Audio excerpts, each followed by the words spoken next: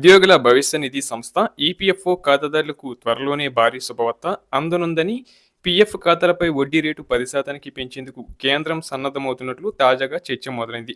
ఇక పీఎఫ్ వడ్డీ రేటును 10% పెంచుతున్నారా అని లోక్సభలో ప్రశ్నించిన క్రమంలో ఈ చర్చకు మరింత బలం చేకూరున్నట్లయింది. పీఎఫ్ వడ్డీని 10% పెంచుతున్నారా? ఎంప్లాయీస్ ప్రావిడెంట్ ఫండ్ ఆర్గనైజేషన్ సాధ్యాలను పరిశీలిస్తుందా? కార్మిక సంఘాలు ఈపీఎఫ్ వడ్డీ రేటును 10%కి పెంచాలని డిమాండ్ చేస్తూ ప్రతిపాదనలు పంపించారని పార్లమెంట్ సభ్యుడు విజయ్ కుమార్ అలియాస్ విజయ్ ప్రశాంత్ ప్రశ్నించారు. ఆయన ప్రశ్నలకు కేంద్ర ప్రభుత్వం క్లారిటీ ఇచ్చింది. పీఎఫ్ వడ్డీ రేటును 10%కి పెంపు విషయంపై కేంద్ర ఉపాధి కల్పనా శాఖ మంత్రి శోభా కరంద్రే స్పష్టత ఇచ్చారు. ఈపీఎఫ్ వడ్డీ రేటును 10% వరకు పెంచాలని కోరుతూ కార్మిక సంఘాల నుంచి ఈపీఎఫ్ఓకు ఎలాంటి విజ్ఞప్తులు అందలేదు. ఈపీఎఫ్ వడ్డీ రేటును తమ పెట్టుబడుల ద్వారా ప్రావిడెంట్ ఫండ్ కార్పస్ పొందే ఆదాయాన్ని బట్టి ఈపీఎఫ్ఓ నిర్ణయిస్తుంది.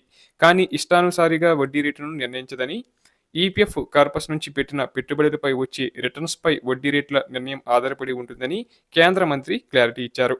ఇక ఈపీఎఫ్ వడ్డీ రేటును 10%కి పెంచడం సాధ్యం కాదని కేంద్ర ప్రభుత్వం స్పష్టం చేసింది. ఈపీఎఫ్ స్కీమ్ 1952లోని ముఖ్యమైన లీగల్, ఫైనాన్షియల్ నిబంధనలను గుర్తు చేసింది. వడ్డీ ఖాతా నుంచి అధికంగా డబ్బు తీసుకుండా స్పష్టమైన ఆదేశాలు ఉన్నాయని, అంటే పెట్టుబడులపై వచ్చే ఆదాయానికి మించి ఈపీఎఫ్ అధిక వడ్డీ రేటును ఇచ్చేందుకు అవకాశం లేదని స్పష్టం చేసింది. తగినట్లుగా రిటర్నులు లేకుండా 10% వడ్డీ ఇవ్వడం అంటే మూలధనాన్ని కోల్పోవలసి వస్తుందని గుర్తు చేసింది.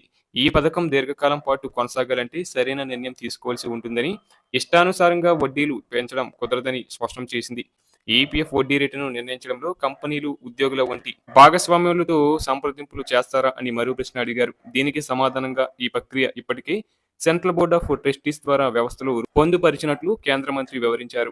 ఈపీఎఫ్ పై వడ్డీ రేటును central board of trustees EPF సిఫార్సు చేస్తుంది. ఇది ప్రభుత్వం, యజమానులు, ఉద్యోగుల ప్రతినిధులతో కూడిన త్రైపాక్షిక సంస్థ. దీని అర్థం నిర్ణయాలు ఏకపక్షంగా కాకుండా సమిష్టిగా ఉంటాయి.